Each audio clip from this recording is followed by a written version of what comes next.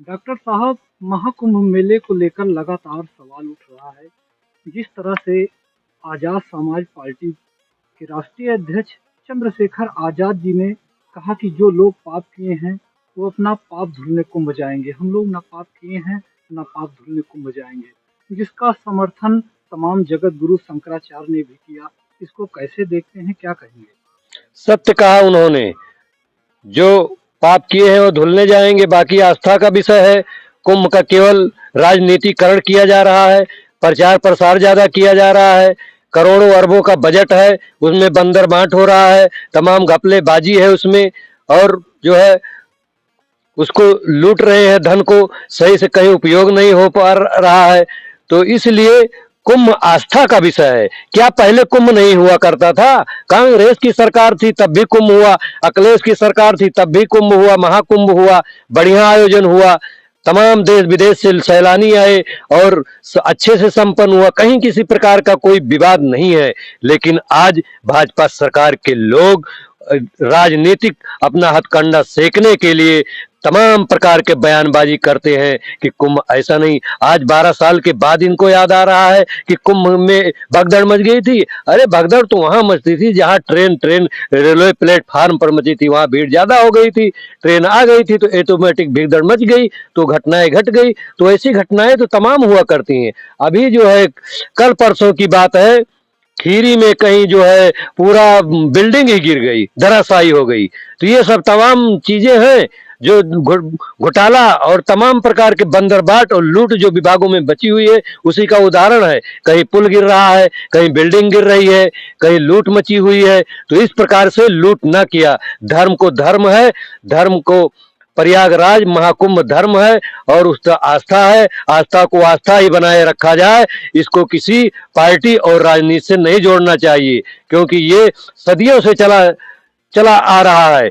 सदियों से लोग नहाने चले आए हैं। लोग क्या हमारे घर के लोग नहीं जाते हैं? तमाम लोग जाते हैं, नहा करके धो करके आस्था के नाम पर दान पुण्य करके चले आते हैं। लेकिन लोग वहां पर राजनीति करते हैं, जो पाक किया होगा वो आएंगे, ये आएंगे, वो आएंगे। ऐसा कुछ नहीं है। जिसकी जैसी, जिसकी रही भावना जैसी, प्रभु मुहूर्त देखी तय तैसी, है ना। जो जो है जिस तरीके से मानेगा उसी तरीके से वहां पर जाएगा। कोई अपना पाप धुलने जा रहा है, कोई अपना जो है पुण्य करने जा रहा है, कोई देखने ही जा रहा है।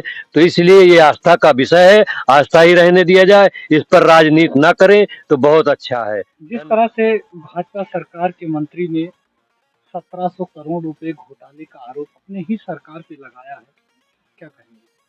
बात सत्य है। अगर उन्होंने घोटाले का मामला उठाया तो सत्य है, अगर घोटाला ना होता तो कहते कहा। इनके कई मंत्री और विधायक जो हैं सरकार से जो है सवाल करने के लिए तैयार हैं और समय समय पर जो है आवाज उठाते रहे हैं, लेकिन कोई मानने के लिए तैयार है? तानाशाही सरकार है, कोई मानने के लिए तैयार ही नहीं है।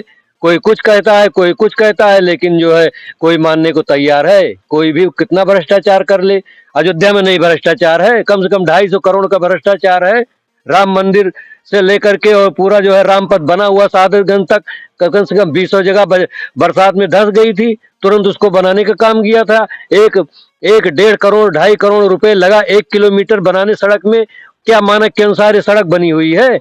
अभी जांच करवा लिया जाए तो दूध का दूध पानी हो जाए। तमाम प्रकार घोटाले हैं, तमाम जो है जमीनों को अवैध अधिग्रहण कर लिया गया है, तमाम प्लाटिंग अवैध हुई है। जिस तरीके से अयोध्या में आस्था के नाम पर खिलवाड़ हुआ है, फर्जी जो है घोटाला हुआ है, फर्जी जमीनों को रजिस्ट्रीकेशन किया गया है, उसी तरीके से कुंभ में भी जो है घोटाला हो रहा है और अवैध काम हो रहा है। इसको सरकार को रोकना चाहिए और जो घोटालेबाज हैं उनको जेल के अंदर डालना चाहिए। अभी देख ही रहे हो कि अयोध्या महोत्सव चल रहा था, तो वहां के बार के डांसरों को बुलाया गया। जो है अवधि जो है सांस्कृतिक प्रोग्राम के नाम पर तमाम प्रकार के अश्लील गाना और वीडियो परोसे गए। वहां पे तमाम नेता, बड़े बड़े नेता भाजपा के बैठे थे, लेकिन नहीं रोक पाए। सोशल मीडिया पर आप देख ही रहे हो, वायरल हो रहा है ना। तो इस तरीके से अयोध्या के भावना के अनुसार यहाँ पे कार्यक्रम होना चाहिए, क्योंकि अयोध्या धर्म नगरी है, भगवान श्री राम की नगरी रही है, करोड़ों करोड़ों लोगों की आस्था का विषय है। यहाँ पर अश्लील चीजें नहीं होनी चाहिए। अश्लील होता है तो यहाँ के लोगों की भावनाओं को ठेस पहुंचता है। और इसी तरीके से आप अभी लोकसभा के चुनाव में देखे हो कि जिस तरीके से इन्होंने भ्रष्टाचार और तमाम प्रकार की गुंडागर्दी और लोगों को सही मुआवजा न दे पाने के कारण से यहाँ की जनता ने मुंह तोड़ जवाब दिया था और लोकसभा चुनाव हार गए। उसी तरीके से ये भी चुनाव हार जाएंगे। मिल्कीपुर का चुनाव हारेंगे ये, आप देख लीजिएगा, इनको कोई बचा नहीं पाएगा। 2004 में इनकी सरकार थी भाजपा की और उपचुनाव हुआ, खट से हार गए थे। उसी तरीके से ये भी हार जाएंगे। 8 तारीख को रिजल्ट आएगा तो देख लीजिएगा, अगर ईमानदारी से चुनाव हो जाएगा तो भाजपा पक्का है हार जाएगी और समाजवादी पार्टी का प्रत्याशी अजीत प्रसाद भारी मतों से जीत जाएंगे।